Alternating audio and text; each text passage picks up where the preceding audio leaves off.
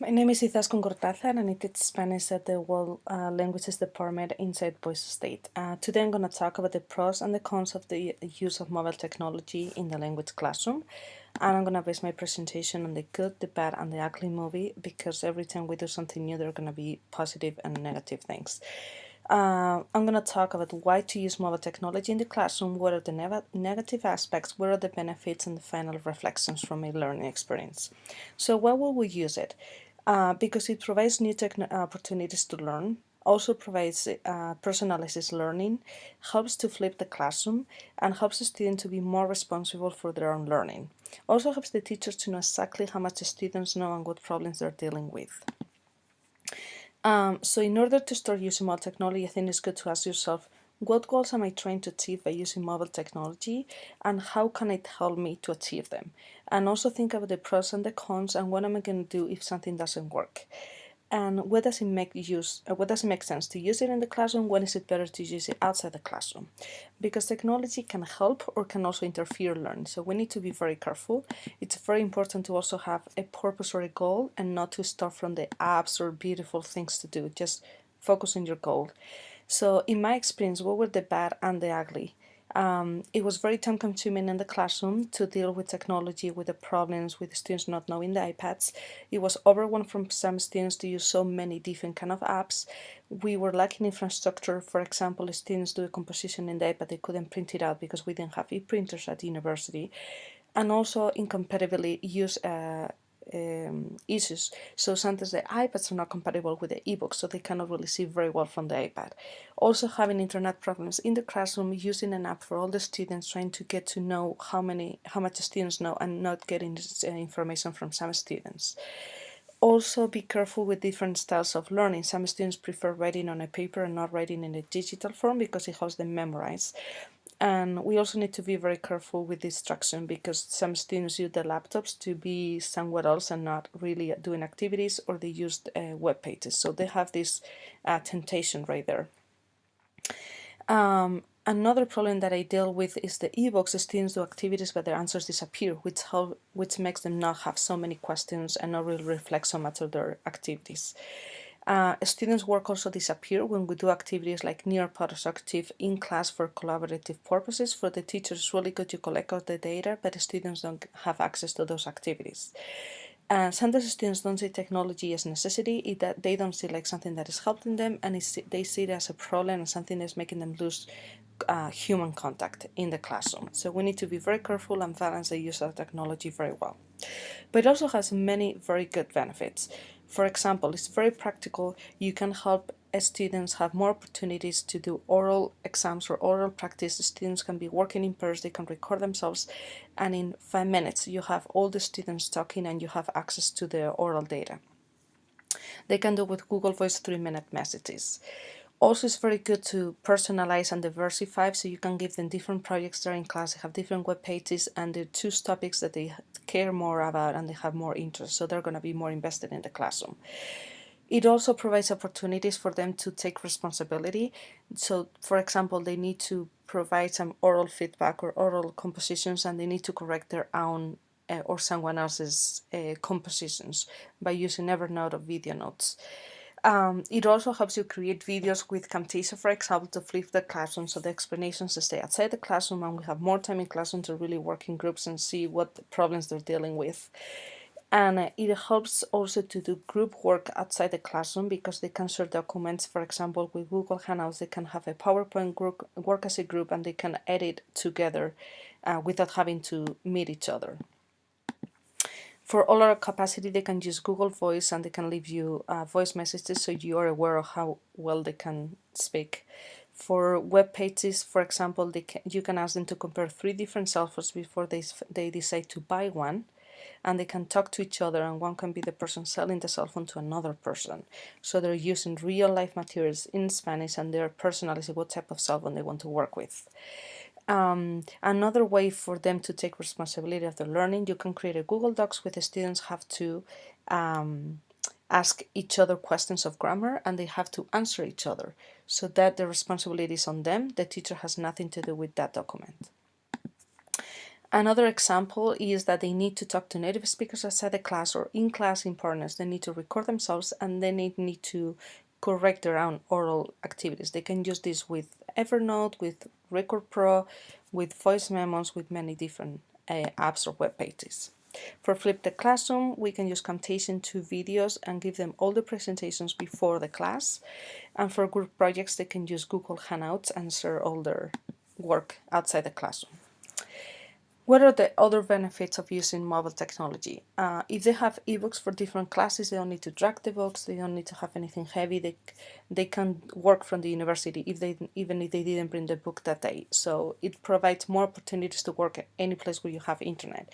It also provides students to create more fun and visual projects, and also when they do a quiz in class, they have instant correction, so they know how much they know and we can talk about their questions. Also provides for students that are shy or they have any personal problem to communicate with the instructor better in an anonymous way by Nearpod or Google Voice. So it provides more learning opportunities that maybe they wouldn't happen in a different way if it was not anonymous. They can use ebooks.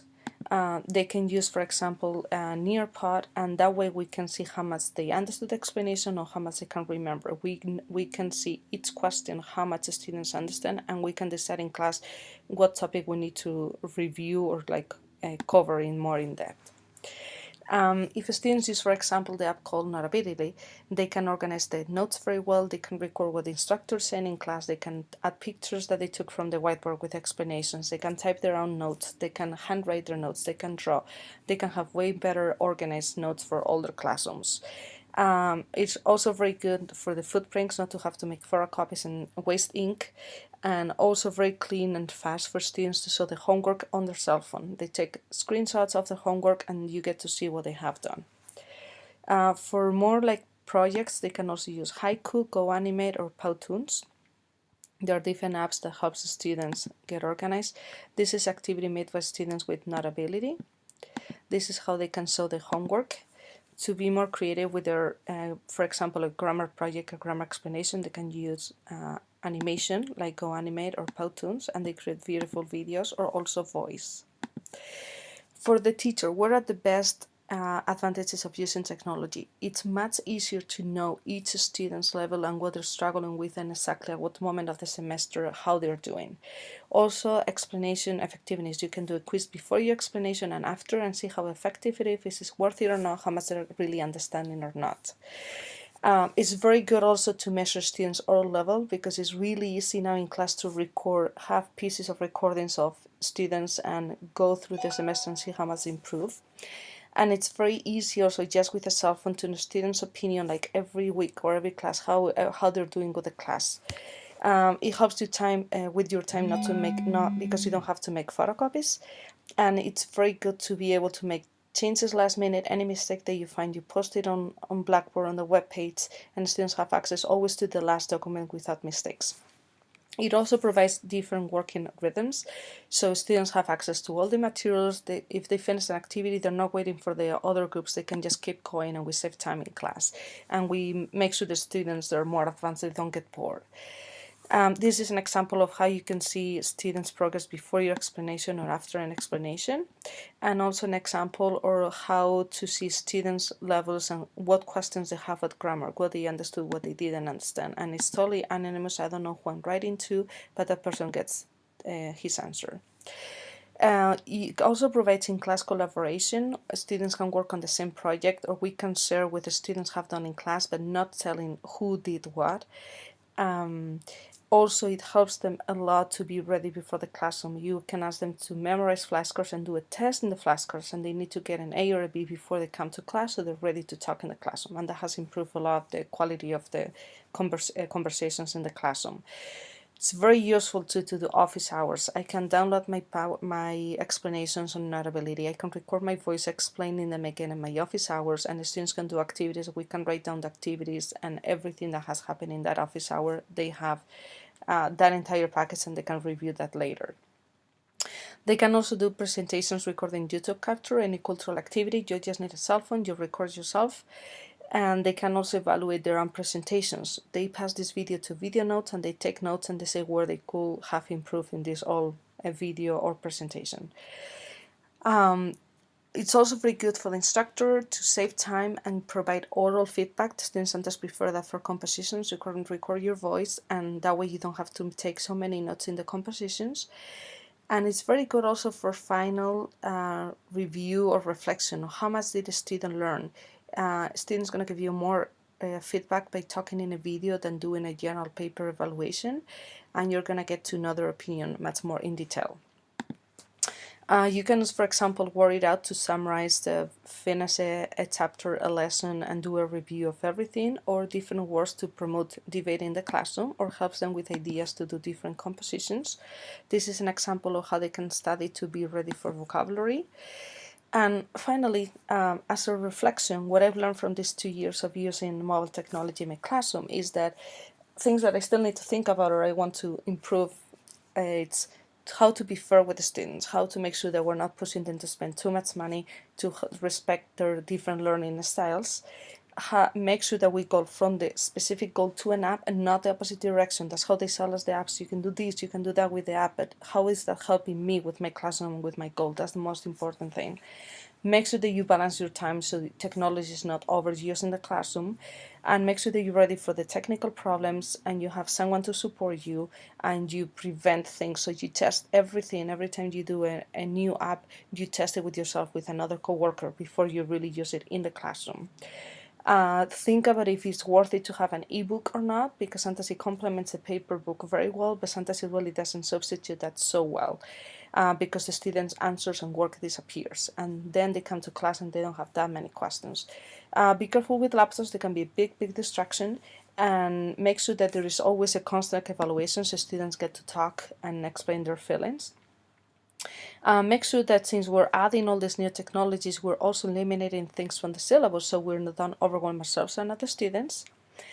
Provide enough support for the students. Any web page, any app that they need to use, provide them in paper explanations, step by step, with the screenshots. Many times they're ready, or YouTube videos that explain them everything so they feel comfortable and they don't feel this learning the technology as something that is going to create them more problems. Prevent problems and always have a plan B. Sometimes you may have to have all your explanations on paper, or you need to have them downloaded somewhere else to make sure that you have access to them in case something doesn't work. And make sure that technology is not your goal, it's just the way to improve your classroom experience. So I would like all of you to think about a goal that could be accomplished easier with using technology, cell phones, iPads, iPhones. And also, if you have any questions that we don't have the time to answer, you're totally welcome to send me any text message to my Google Voice. Thank you so much.